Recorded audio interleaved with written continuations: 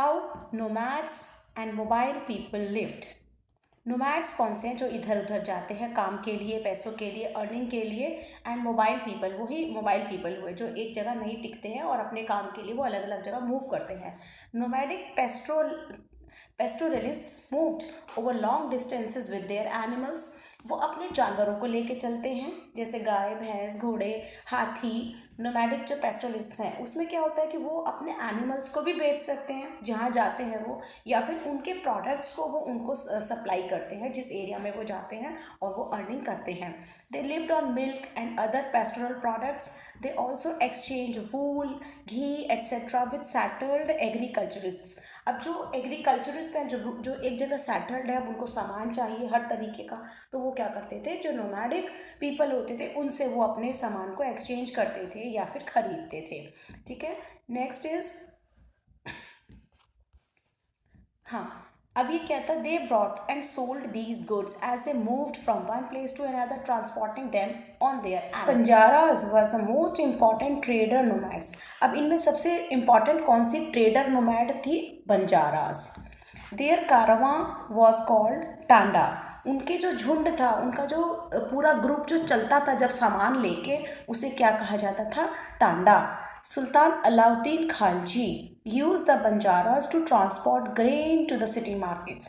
तो जो सुल्तान अलाउद्दीन खालजी था वो इन बंजारास को प्रमोट करते थे कि आप अपने ग्रेन्स को, जो अनाज है, दाना है, वो उसको मार्केट में लेके आओ। तो emperor Jahangir wrote in the memoirs, Jahangir ने अपने एक लेख में लिखा है कि Banjaras carried grain on their bullocks from different areas and sold it in towns. अलग अलग एरिया से वो गैदर करते हैं सामान को और लाके बेचते हैं किसमें? शहरों में, टाउन्स में। They transported food grain for the Mughal army during military campaigns.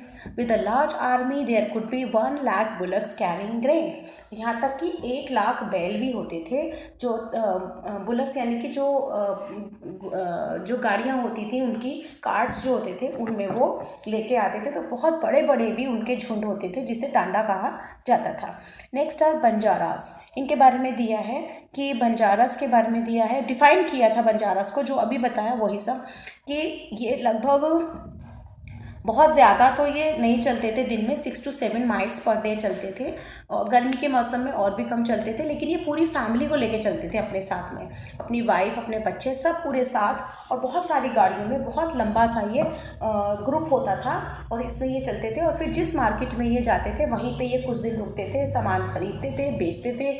वहाँ से जो अच्छा सामान उन्हें लगता था कि जिसको और आगे कहीं बेचा जा सके, वो वहाँ से फर्दर खरीद लेते थे। ठीक है, next is many pastoral tribes Rudyard and sold animals. कुछ पेस्टोरल ट्राइब ऐसी थी जो जानवरों को पालती थी और फिर उनको बेचती थी, उनको जन्म देती थी और फिर उन्हें बेचती थी। Such as cattles, horses to the prosperous people. लोग जिनके पास पैसे थे वो खरीदते थे, जानवर खरीदते थे। Different cards of petty peddlers also travelled from village to village. अच्छा, सामान बेचने के अलावा कुछ लोग अपनी सर्विसेज भी बेचते थे। जैसे कुछ लोग बहुत अच्छे हाथों से सामान बनाते थे, तो वो कहीं जाके किसी विलेज में वो अपने आर्ट को बेचते थे कि मैं ये बना सकता हूँ अच्छा, जैसे रोप है, reeds, straw matting and coarse sacks. इस तरीके से बहुत सारी चीज़ें। या फिर कुछ होते थे जो तमाशा भी दिखाते थे, जैसे जादू दिखाना, तमाशा दिखाना। तो कुछ ऐसी सर्विसेज जिनको एंटरटेनमेंट के कैटेगरी में डाला जाता था, वो इस टाइप के भी नोमैड्स होते थे। ओके, तो ये लाइवलीहुड के लिए इधर से उधर जाते थे। अब क्या था कि जो अब सोसाइटीज़ थी वो थोड़ा थोड़ा चेंज होने लगी थी, नए कास्ट और हायरार्कीज बनने लगी थी। As the economy and the needs of the society grew, तो people with new skills were required. अब नए वर्णास में अलग अलग जाति और अलग अलग कास्ट डेवलप होने लगी थी। New caste appeared amongst the Brahmanas. Brahmanas में नई जातियाँ इमर्ज हो गई थी, जैसे कि काम के बेसिस पे, जैसे स्मिथ यानी लोहा बनाने वाले लोहकार हो गए, सोना बनाने वाले सुनार हो गए। तो इस तरीके से अलग अलग काम के बेसिस पर कारपेंटर, बढ़ाई और स्मिथ्स और मैसन्स, ठीक है, तो उनको अलग जातियों के नाम से जाना जाने लगा। और वर्णास में आगे चल के और जातियाँ भी बन गई। ठीक है, नेक्स्ट है डेलिब्रेशंस ऑन जाति। इसमें दिया है कि 12th सेंचुरी में उयक्कोंडन उदयार, एक तिरुचिरापल्ली तालुका जो तमिलनाडु में है, उसमें एक सभा हुई थी ब्राह्मण्स की, जिसमें उन्होंने कुछ जातियों को मतलब एक मान्यता दी थी। कुछ जातियों को उन्होंने कहा था, जैसे चैरिट मेकर, उन्हें कहते हैं रथकार, जो चैरिट्स बनाएंगे, तो उनका काम स्पेसिफाई किया गया था, लोगों को सबको बताया गया था कि ये एक नया जाति है जिसमें ये जो है रथकार हैं और ये क्या करेंगे, ये काम करेंगे, जैसे कोचेस बनाएंगे, चैरिट्स बनाएंगे, मंदिरों के बहुत बड़े गेट बनाएंगे, या फिर कुछ ऐसी चीज़ें बनाएंगे जो कि बहुत ही आर्टिस्टिक हैं, या जैसे building mandaps and making jewels for the king, राजा के ये जेवर बनाएंगे। तो इस तरीके से उनको अलग डिफाइन कर दिया on the basis of their work. Okay, next है अमंग द क्षत्रियास। अब ब्राह्मणास में भी हुए तो क्षत्रियास में भी डिवीजन हुआ। न्यू राजपूत क्लैन, ब्राह्मण क्षत्रियास में राजपूत क्लैन पावरफुल हो गई थी 11th और 12th सेंचुरीज में। They belong to different lineages such as Hunas, Chandelas and Chalukyas. तो ये जो है अलग अलग लीनिएज को बिलोंग करते थे, हुनास, चंदेलास एंड चालुक्यास। ठीक है, ये भी पहले ट्राइब ही थे, लेकिन बाद में इन्होंने अपने आप को राजपूत क्लैंस में नाम देने के लिए कर दिया कि हम राजपूत हैं, we belong to Kshatriyas and we are Rajputs. Okay, many of these clans came to be regarded as Rajputs, और they replaced the older rulers in the agricultural areas. Developed society emerged. अब काम के बेसिस पे डेवलप्ड सोसाइटी डिफाइन हो गई। Next है the rise of Rajput clans to the position of the rulers set an example of the tribal people to follow. अब Rajput clans जो कि पहले ट्राइबल ही थे, जिन्होंने क्षत्रियास प्रूव कर दिया खुद को, या उस कैटेगरी में खुद को ले गए, अपने आप को एमर्ज कर दिया, उधर मिक्स कर दिया अपने आप को, तो उन्होंने एक एग्जाम्पल दिया ट्राइबल एरियाज के, जो कि पहले कास्ट सिस्टम या फिर क्लैंस या कास्ट और ट्राइब्स में, कास्ट में या जाति में जो विश्वास नहीं करते थे, उन लोगों के लिए एक एग्जाम्पल हुआ कि वो किसी भी एक राज्य के बहुत बड़े भी बन गए, राजा भी बन गए, या उनको काफ़ी बड़ी पोस्ट भी मिल गई। Gradually with the support of the Brahmanas many tribe became the caste system. मतलब उन्होंने बहुत सारी ट्राइब्स ने भी अब इस कास्ट सिस्टम को फॉलो करना शुरू कर दिया था। ठीक है, a large majority join lower जातिस। अच्छा, अब इसमें क्या हुआ, जो ट्राइबल एरियाज थे उसमें कुछ पर्टिकुलर जो हायर टाइप के लोग थे, चाहे वो इकोनॉमिकली हायर थे या फिर माइंड से जो तेज थे, वो लोग तो हायर सोसाइटी में ज्वाइन कर लिए, लेकिन most of them join the lower jatis of caste system. अब उन्होंने वो लेबर टाइप वर्क ही करना पड़ा उन्हें, तो उनके लिए ये नुकसान हो गया कास्ट सिस्टम का, जिससे वो पहले बचते थे। Okay. On the other hand, many dominant tribes of Punjab in the northwest frontier had developed Islam, adopted Islam quite early.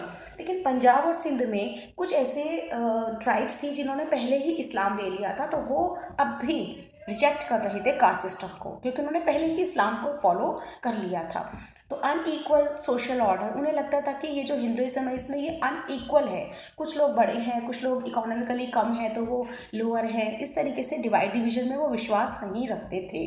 Okay, the emergence of states is closely related to social change. अब जो states का जो emergence हुआ वो किस basis पे हुआ, जो ये सोशल चेंज आया ट्राइबल पीपल में आया ना, ये सोशल चेंज, अभी सोशल चेंज से इकोनॉमिक चेंज उनके अंदर आ गया। नेक्स्ट है, इसमें अब आगे तुम्हारे दो ट्राइब्स को अच्छे से डिफाइन किया गया है। First one is Gonds.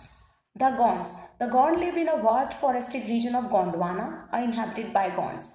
एक अलग एरिया था गोंडवाना लैंड या गोंडवाना जिसको कहते हैं, उसमें क्या था, जो जंगल थे उनमें ये गॉन्ड्स ट्राइब रहती थी। ये शिफ्टिंग कल्टीवेशन में विश्वास रखते थे। What is shifting cultivation? This is being given here. दो trees and bushes in a forest area are first cut and burned.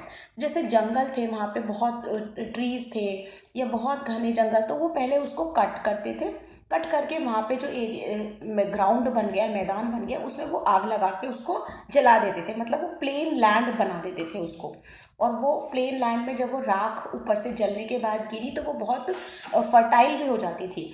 Then वो उसमें अपनी क्रॉप ग्रो करते थे।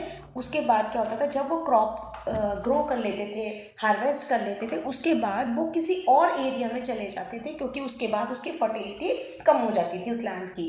फिर वो इस तरीके से वो अलग अलग लैंड में जाते थे। तो this was called shifting cultivation. Okay, तो ये जो गॉन्ड पीपल थे, these were practised shifting cultivation the large Gond tribes were further divided to many clans, each clan has raja और राय।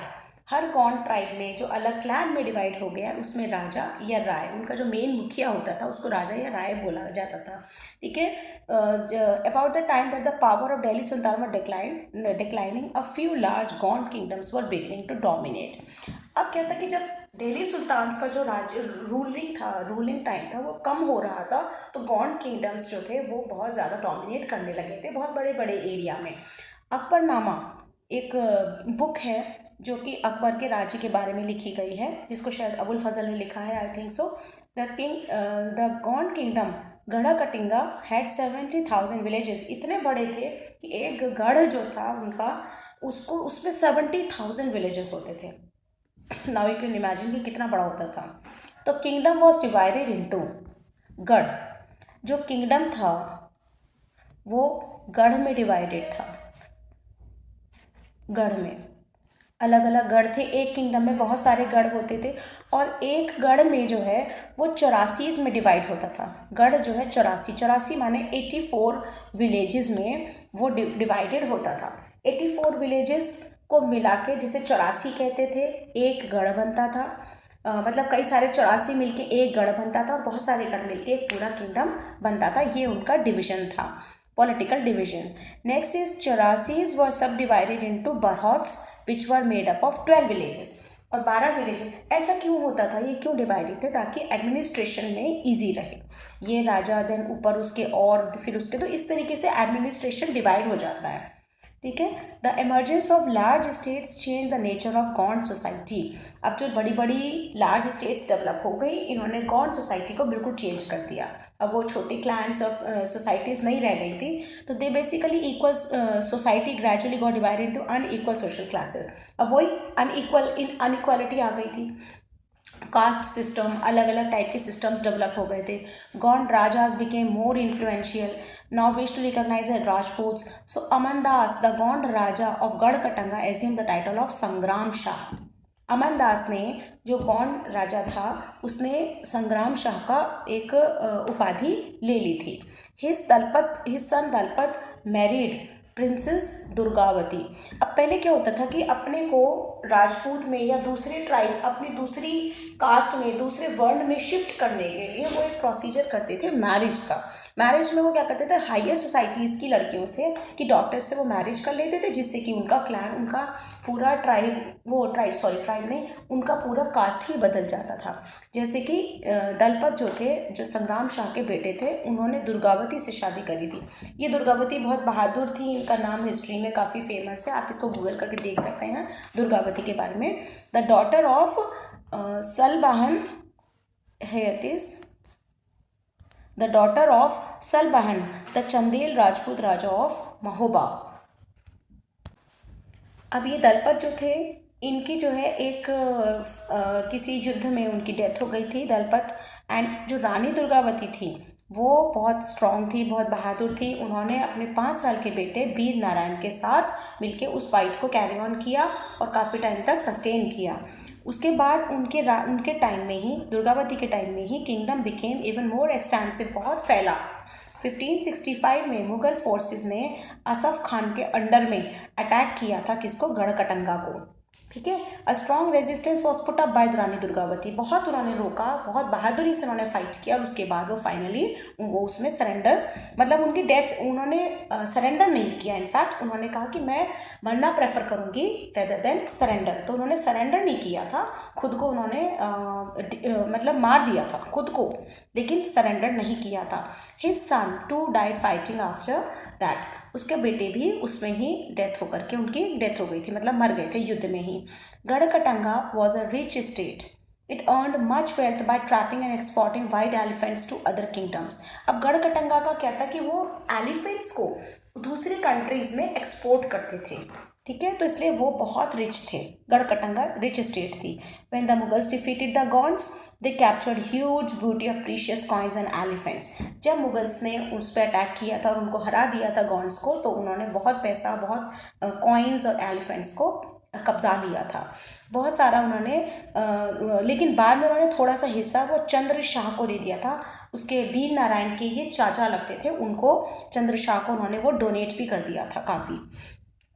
तो despite the fall of Garha Katanga the Gond kingdom survive for some time, कुछ time तक ये गढ़कटंगा के डिफीट के बाद गौंड किंगडम रहा और उसके बाद वो वीकर होता चला गया और उसके बाद बिल्कुल ही ख़त्म हो गया था। और उसके बाद बुंदेलास और मराठास के कारण वो और बचा खुचा भी ख़त्म हो गया था। Next is Ahoms. एक हमने पढ़ा था गौंड्स, नाउ नेक्स्ट इज़ अहोम्स। ये जो है Brahmaputra valley present day Myanmar में ये माइग्रेट कर गए थे, चले गए थे 13th सेंचुरी में। They created a new state by suppressing the older political system of Bhuyans. Bhuyans कौन थे? भूयांस, जिनके पास ज़मीनें थी, लैंडलॉर्ड्स, उन्हें भूयंस थे, उनको इन्होंने दबा दिया था और खुद ये ज़्यादा आगे बढ़ गए थे। During the 16th century they annex the kingdoms of Chutiyas and Koch Hajo and subjugated many other tribes. The Ahoms built a large state and they from early as could even make high quality gun power and cannons. इनकी क्या quality रही थी कि इन्होंने high quality का gun powder और cannons ये बनाते थे, इसलिए ये काफ़ी आगे चल के काफ़ी इकोनॉमिकली सर्वाइव किया था इन्होंने। Ahoms faced many problems. Ahoms जो थे इन्होंने बहुत प्रॉब्लम्स फेस की थी। कैसे प्रॉब्लम्स थी इनकी? इन्होंने जो है मुगल्स के अंडर से मीर जुमला के टाइम पे अटैक फेस किया इन्होंने, और इसके बाद इनकी बहुत बहादुरी से इन्होंने फेस करने के बाद भी ये हार गए थे मुगल से, और मुगल्स ने इनका बहुत सारा एरिया कवर कर लिया था। The Ahom state depended upon forced labour. अब जब सारा इन्होंने कब्जा लिया था तो अब ये क्या हुआ था, इनके पास कुछ काम नहीं बचा था, तो ये फोर्स्ड लेबर यानी ज़बरदस्ती इनसे लेबर करवाया जाता था और इनको क्या किया जाता था, थोड़े थोड़े लोगों में डिवाइड करके इनसे रोटेशन में बुलाया जाता था कि अब इतने लोग सिटी में या आर्मी में आओ और वर्क करो, या ज़बरदस्ती उनसे काम दिया जाता था। तो ये फोर्स्ड वर्क किया जाता था, इनको कहते थे पाइक्स। क्या कहते थे? पाइक्स। अब इनकी सेंसस यानी इनकी गिनती हुई पहले तो कि कितने हैं लोग, और हर एक गांव को एक पर्टिकुलर नंबर या पाइक्स को रोटेशन में भेजना होता था। ठीक है, तो इनके जो लोग थे वो बहुत सारे लोग जो है वो आर्मी में गए, जब युद्ध होते थे उनमें इनको लेके जाते थे, तो इस तरीके से वो ब्रोकन अप हो गए, धीरे धीरे उनका पूरा एडमिनिस्ट्रेशन ख़त्म हो गया था। ठीक है, next is almost the adults male served in the army, वही जो मैंने अभी बताया था, और इरिगेशन में या पब्लिक वर्क्स में उनको लगाया जाता था। अच्छा, अहोम्स ने एक नया मेथड किया था राइस कल्टीवेशन के लिए डेवलप। ठीक है, Ahom society was divided into clans और खेल्स। अहोम सोसाइटी भी क्लैन में और खेल्स में डिवाइडेड थी। There were few caste of artisans, so artisans in the Ahoms area came from the adjoining kingdom. इसमें जो है आर्टिसंस बहुत कम थे, जो हाथ का काम करते थे वो बहुत कम थे अहोम्स में, इसलिए वो एडजॉइनिंग किंगडम से, जो पास वाले राज्य थे, वहाँ से हस्तकार या हाथ के बनाने वाले लोगों को आना पड़ता था, बुलाया जाता था ताकि उन्हें ये काम करवाए जा सकें। अखेल इस तरीके से Akhil often control several villages. The pageant was given land by the village community. ज़मीनें उनको दे दी गई थी जो लोग खेती बाड़ी करते थे। Communities consent. Okay, next is the originally Ahoms worshipped their own tribal gods. अपने उनके पर्सनल गॉड हुआ करते थे अहोम्स के, उन्हें वो वर्शिप करते थे, लेकिन उसके बाद इन्फ्लुएंस ऑफ ब्राह्मणास इंक्रीज। जब ब्राह्मणास का इन्फ्लुएंस बढ़ गया तो उन्होंने ब्राह्मणास की जो मेन जो भगवान जिनको वो मानते थे उनको भी पूजना शुरू कर दिया, उनकी भी पूजा करनी स्टार्ट कर दी, लेकिन उनके मन में, अहोम्स के मन में अपने ट्राइबल गॉड के लिए भी उतना ही अभी भी प्लेस था। ठीक है, in the reign of Shiv Singh Hinduism became the predominant religion. Shiv Singh के राज्य में हिंदुइज्म जो है वो बहुत ही इंपॉर्टेंट रिलीजन बन गया था। But the Ahom kings did not completely give up their beliefs. अपने उन्होंने सिस्टम को नहीं छोड़ा था। Ahom society was very sophisticated. Poets and scholars were given land grants. Poets को और जो अच्छे पढ़ाई लिखाई में थे उनको, जो राइटर्स थे या बहुत अच्छा जो पढ़ना लिखना विद्वान जो थे, उनको ज़मीनें दी गई थी।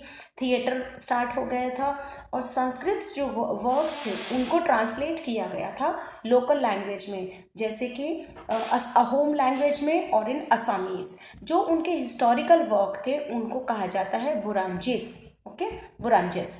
नेक्स्ट इज, इसमें तो इस चैप्टर में अब कंक्लूजन क्या निकल के आ रहा है कि social change took place in the subcontinent during the period we have been examining. Varna based society और tribal became constantly interacted with each other. इन्होंने इंटरेक्शन किया और इसके इंटरेक्शन की वजह से दोनों सोसाइटीज़ में चेंज आया। ठीक है, दोनों का इम्पैक्ट एक दूसरे पर पड़ा और उन्होंने अलग अलग लाइवलीहुड को भी एक्सेप्ट किया। ठीक है, but this chapter is very good. So अगर आपको चैप्टर ये अच्छा लगा, मेरे पढ़ाने से कुछ समझ आया, तो प्लीज़ सब्सक्राइब कर ले चैनल, ताकि आने वाली वीडियोस भी आपको मिल सकें। And also like and share in your study groups. Okay, happy learning, bye bye.